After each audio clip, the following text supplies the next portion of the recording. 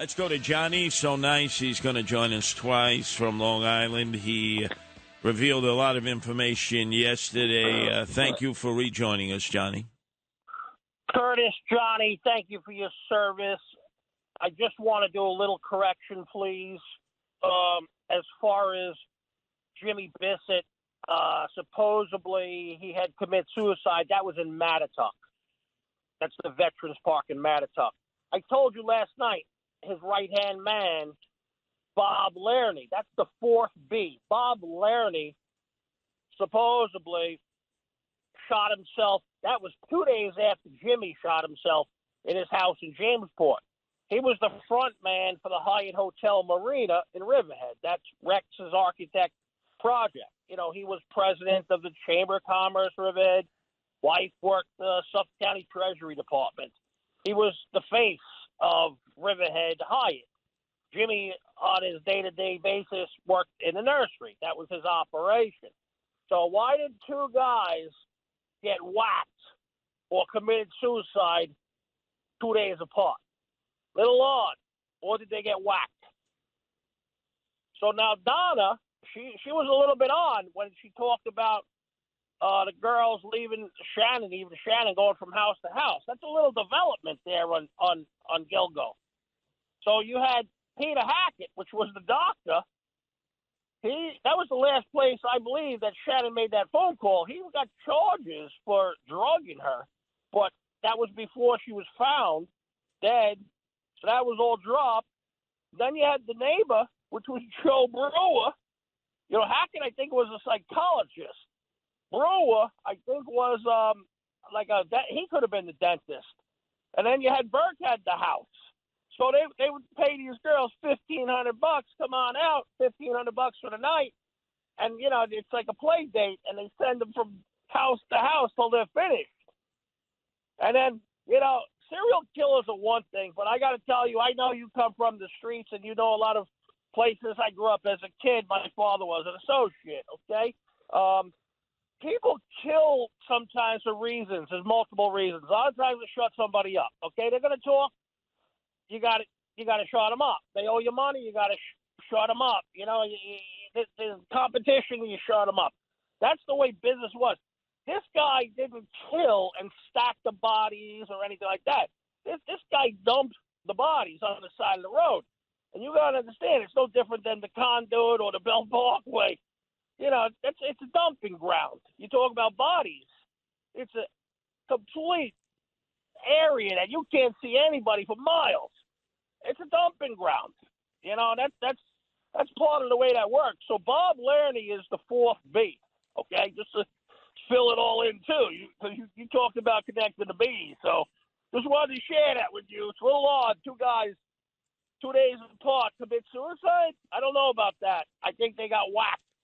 Who would whack them? Well, I'm looking at the former police chief, Burke. Look at it. Look at it. You got to shut somebody up. What do? You whack them.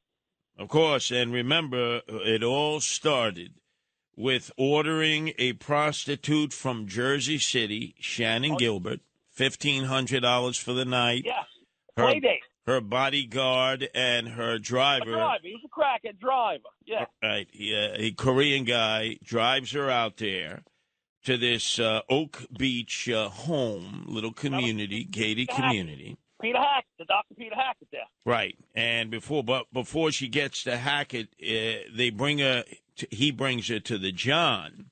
Yep. Who is a guy who now claims that she was in his apartment, meaning Shannan Gilbert, for 3 hours, and they did not have any sex. Now, right. you know why he said that? Yeah, because he doesn't get charged.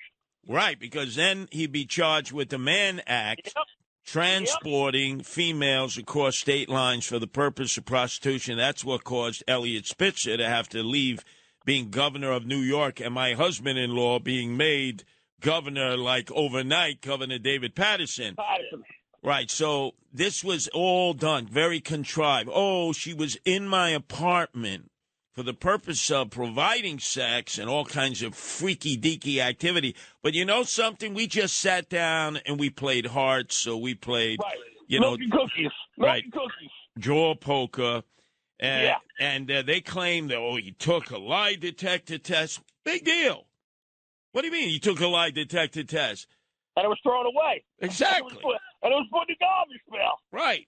And then, as you have mentioned, the guy on the corner, Hackett, right before the march that they found her in, Hackett is a guy, a retired emergency medicine doctor who would provide medicine for everybody, whatever you wanted, legal or illegal.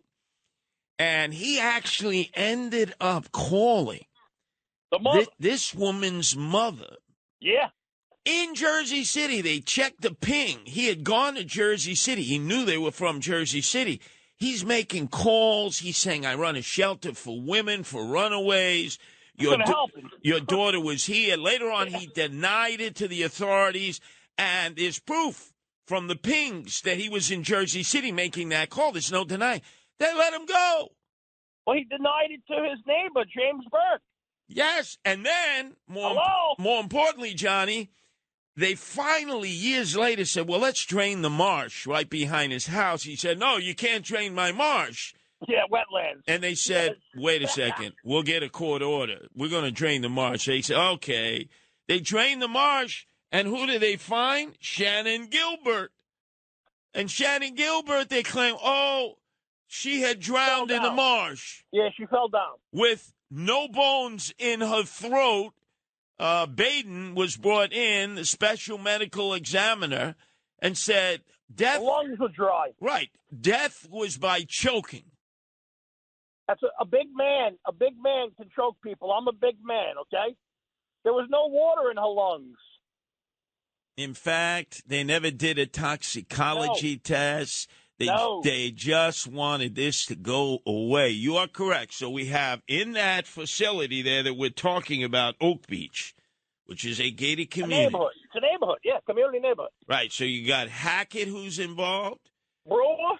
You got Brewster who ordered her for $1,500. You got the pimp driver who was involved, who was chasing her down in the SUV as she was trying to escape desperately. We're going to play the 911 calls in the next hour. And then you had the Dr. Hackett, who actually called the mother on his own and said, I took care of your daughter. I take care of runaways. He was trying to create cover for what they were doing to these young ladies. Yep. Not the first time either.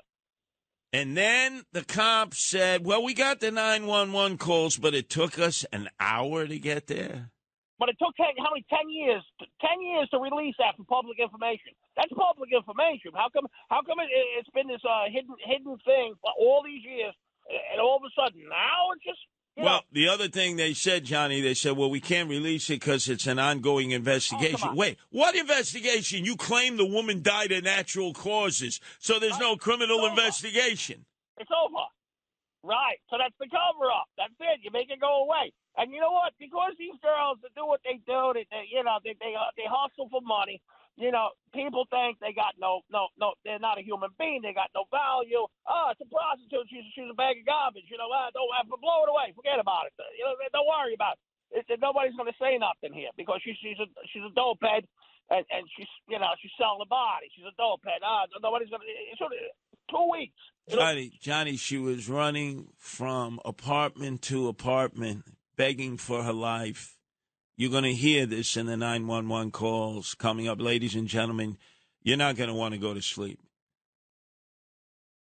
Our number is 1-800-848-9222. That's 1-800-848-WABC.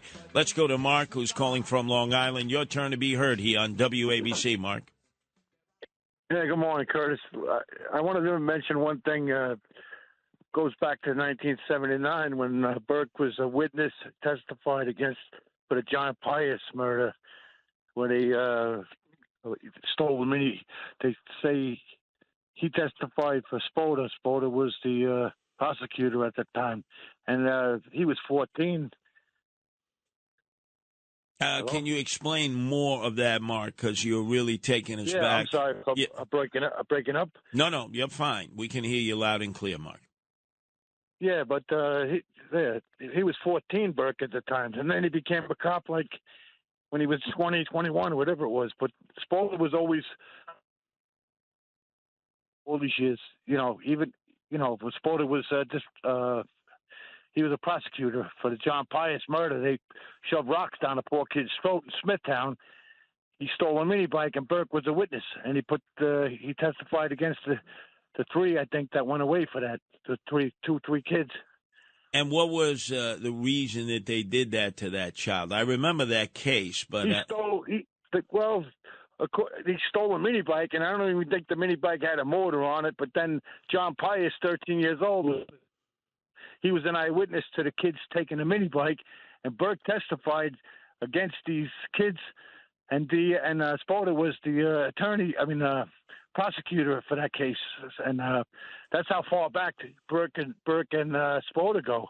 And Spoda eventually, became, the top DA, and Burke kept moving up, Yeah, well, when Burke was elevated at the time, right? When Burke was elevated by then the DA Spoda and by the county executive Steve Ballone, right? He had already had problems with prostitutes in his youth. Absolutely. He was dealing in drugs, minor crimes. He confessed to driving drunk multiple times while on the job as a cop.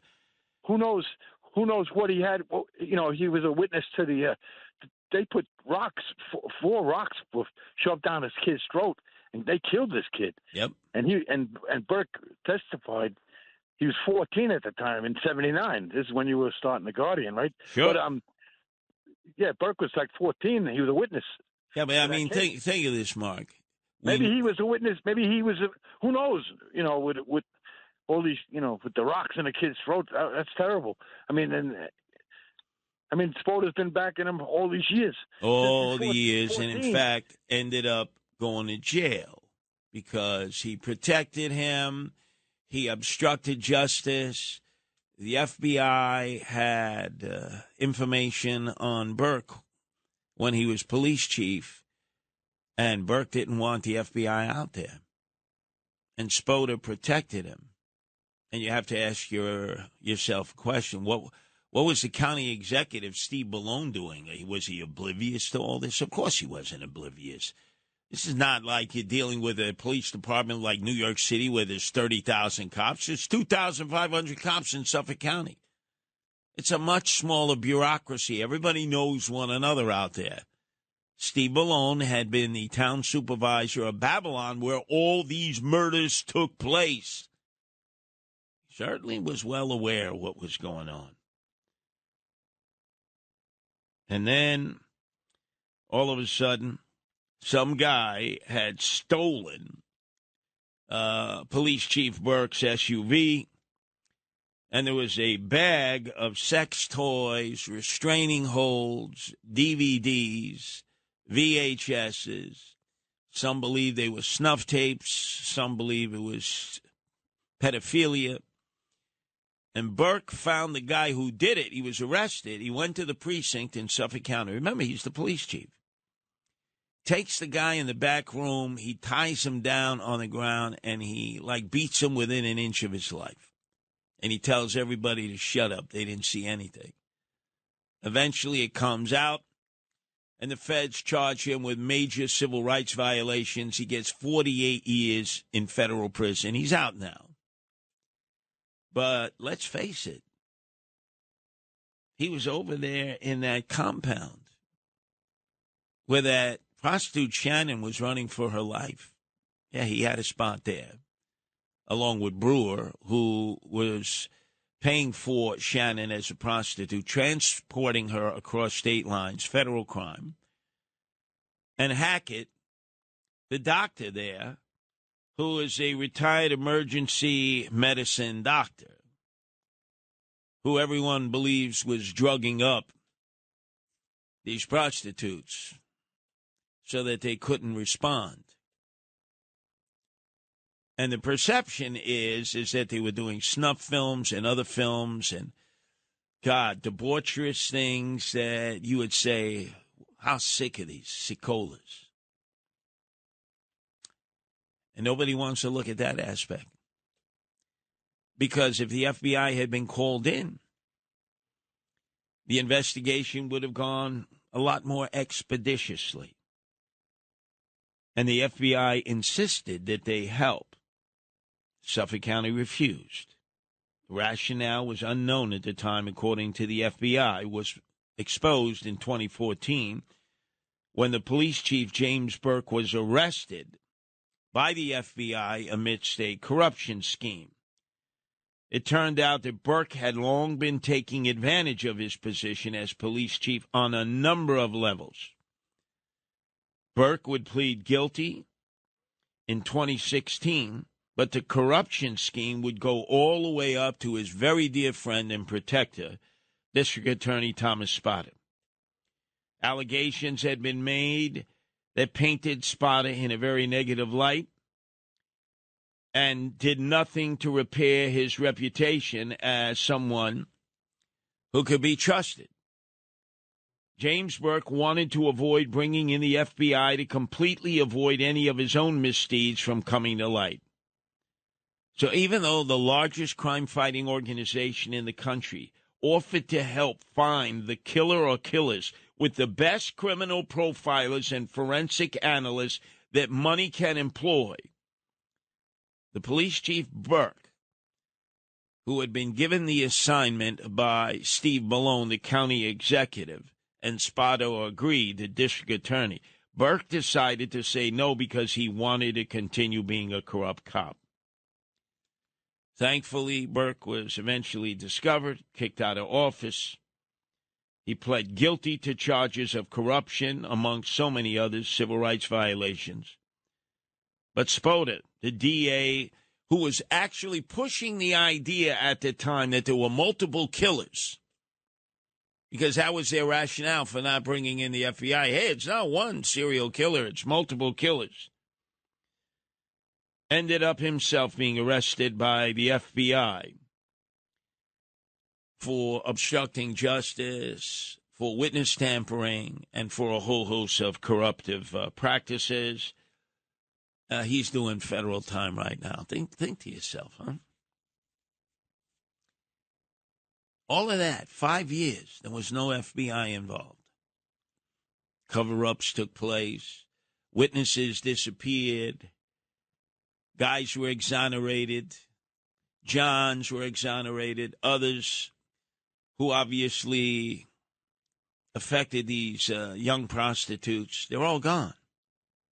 Like, off into the wind. How convenient, right? And yet they're taking victory laps the other day at their press conference. Like, look at us. We're the greatest police agency in the world with the greatest investigators. Our stuff don't stink. Guess what? You should have come clean at that press conference, and you should have apologized to everybody and said we should have had this all wrapped up before 2015. But because of our own corruptive ways and because there were others in our department and our prosecutor's office who wanted to cover this up, we were not able to bring this to light. So architect Rex Ken, whatever the hell his name is, might have been able to go on and kill others. We don't know yet. And yet they're taking a victory lap. Our number is 1-800-848-9222. Let's go to Vito calling from Staten Island. Your turn to be heard here on WABC. Vito. Hey, Curtis, how are you? A few things. One, that the 9/11 calls, why didn't the operator, I think back then they had to have the technology to know where the calls were coming from. Why they didn't dispatch anybody to go to inquire as to what the hell's going on here? It's just, it doesn't make sense. There's just something about this whole thing that, law enforcement logic is totally thrown out the window here. That's basically what I'm trying to get at. This is a horror movie, a horror theme to the max. That is still blowing my mind as to what's going on. There's a lot of players involved in this, and the truth is going to come out. little by little, it will come out. And if there are any white shields that out there that know what's going on, it might be in their best interest to come forward and say what they know to, to those that matter. No doubt, Vito. This is embarrassing. This is embarrassing. Absolutely, and it's the reason that so many serial killings took place. It could have been stopped early on, and I believe, but Vito, I believe some of them were involved in it. I'll be quite honest with you. I think some cops, I think some prosecutors were involved in this. They have a dead baby also that getting hardly no mention of, found in the same area where the rest of the bodies were dumped. There's more bodies buried down there that and I think they're afraid, they're scared as to what what's going to come out of all this. Well, think of this video. We know that pedophiles are attracted to one another. We know the people that are into S&M are attracted to one another. Birds of a feather flock together. Why would we not consider, as was mentioned by Johnny, you had two guys, after they found the body of Shannan Gilbert in the bog there and claimed that she died accidentally and that she wasn't murdered. We all know she was murdered. That, within 2 days of one another, they committed suicide?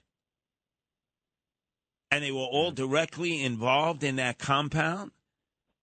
And were all involved with Burke, the police chief at that time, who was having sex with prostitutes, rough sex, as described by the prostitute herself, who came forward and said, oh, yeah, he was on that compound. He was ordering prostitutes. He was having rough sex with them. We thought he was psychotic. Steve Ballone, even appointing him as police chief, said he was a schizophrenic. Think of that. And they want to take a victory lap, Vito. They want to take a victory. There's no victory lap in this. They had the guy 10 years ago when he made a prank phone call to the sister of one of the victims, and it came from his office in Manhattan. This was said by Nancy Grace on I believe Kat's show the other day. Yeah, well, I'll actually, Vito, 10 years ago. I'll actually go through what he was saying to a victim's sister, a younger sister, in which he was taunting the younger sister. That's architect Rex. He had the victim's phone. He was calling her younger sister and saying, you know what your sister was? She was a whore. Probably you're going to be a whore. You imagine he was getting a vicarious thrill out of that. That's the guy they have in custody now, architect Rex, who I believe will probably be Jeffrey Epstein in Suffolk County Jail. The authorities have every reason to kill him. He probably knows everybody that was involved in that ring. That was either doing snuff films or they were doing S&M films. They were doing something with these girls. Because why all of a sudden with these girls, they're being killed one by one by one by one. Two guys end up committing suicide who were pillars of the community, they said. Oh, yeah. Right after they find Shannan Gilbert's body in a bog and claim, oh, she wasn't murdered, even though Michael Baden, the world's most respected medical examiner, said, no, upon inspection, this woman was choked to death. She had 2 bones in her larynx that were broken. Let's go to John in Brooklyn. Your turn to be heard here at WABC, John. Well, you're lucky. I was going to hang up. I'm tired. But before I'm going to talk to you about what I want to talk about, I will tell you that I grew up with Joe Rifkin. I met him as a fellow teenager. We were both collecting fossils. We were members of an amateur paleontological society that met at the American Museum of Natural History, and I would go out on field trips with him and with other people. And wow, so now, wait a second, that is an unusual hobby, collecting fossils. So you were out there with Joel Rifkin, who was also into collecting the fossils and learning about them. Where would you go to find them? We would go on using cars or buses to go upstate, up in the Hudson River Valley, Mohawk River. Sometimes we would go as close as along near Red Bank, New Jersey, the Navesink River, and look for shark's teeth and fossil seashells dating from the Cretaceous period, the time of the latest period of the dinosaurs. Wow. So, now, what kind of a guy was he? At the time, I thought he was a normal guy. He was very close to his father, but he had another friend from Long Island who went with us, and both his friend on Long Island and I eventually did wind up pursuing some careers in geology and paleontology. With Joel, though, I think something changed after his father died during his teenage years. I lost complete track of him, and then, lo and behold, in 1993, when I'm living in Arizona, I heard about what his new hobby was, and I was devastated. So, did you, in any of your thought processes, ever imagine that this guy that used to go out with you, that was involved in collecting fossils, that you were having conversations with, would eventually be captured as a serial killer of 17 prostitutes? No, and I'll tell you, I haven't even talked about him in years. And I wasn't going to until you were doing this hours-long program about Long Island serial killers, and I figured, okay, I might as well confess. I'm sure Frank is up right now. He's probably getting a kick hearing that, I knew someone who later became a serial killer. But, but no, it's important you share. Notice there have been a number of callers, not just yourself, who had personal experiences with Joel Rifkin. One, I probably knew them much longer than any of the other callers. So you would say you knew him for a period of how long, John? I'd say at least 5 to 6 years. If I'm being objective, yes. See, we were growing up as teenagers, and we went out on these fossil collecting trips. Right. Now, you do realize that there was a certain stereotype attached to people who would go out and collect fossils. We thought you were sort of like the brainiacs, nerdy types, people who you certainly weren't jocks.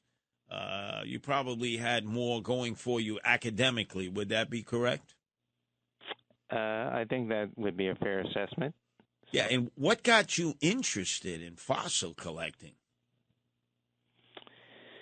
Well, I saw the dinosaurs at my favorite museum, and then one day I found out that there was a club meeting at that museum, and I joined it.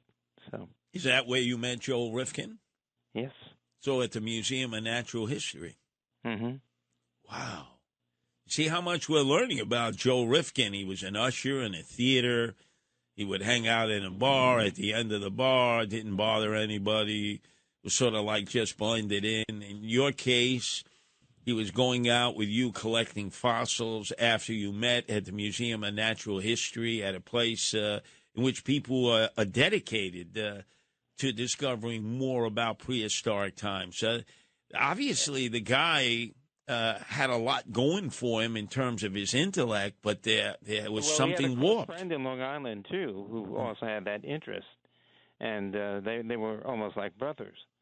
But again, as I said, I think something happened to him after his father had passed away, and I know that friend of his from Long Island, he sort of drifted apart. I stayed in touch with him for a while, that friend, and the last I've heard, he's happily married, living somewhere in the Midwest, and he has a PhD from a major private university in Chicago. He got a doctorate in paleontology. But that's amazing. It's amazing that in that walk of life, he would be friends with so many different kind of people, and none of them had ever suspected that he might one day fit the profile of a serial killer.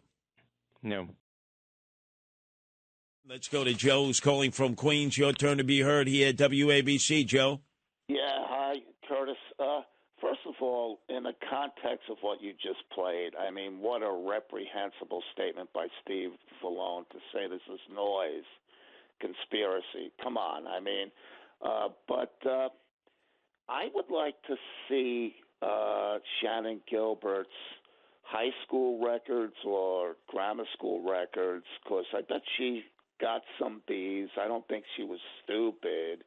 I think she figured out that they were going to kill her for either for something along the line of snuff film, or it could have been a satanic ritual that they were going to do outside. So I would check, was it a full moon? Did the dates correspond with some, satanic dates that are known within those circles? That was another thing I would look at. And also,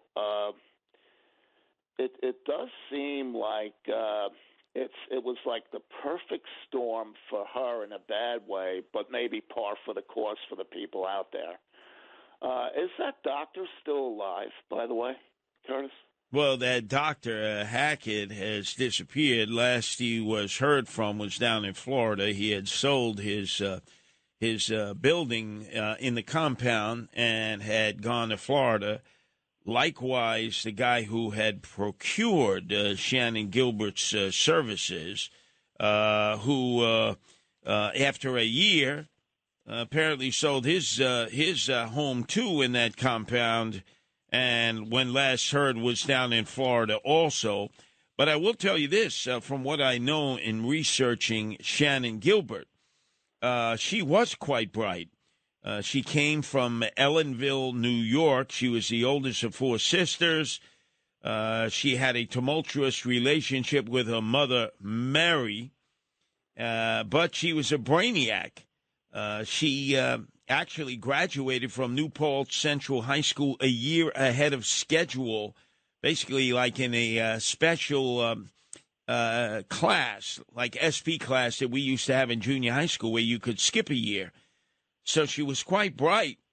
Unfortunately, fell into the vortex of using drugs and alcohol, and then began to dabble in prostitution in order to afford her habit.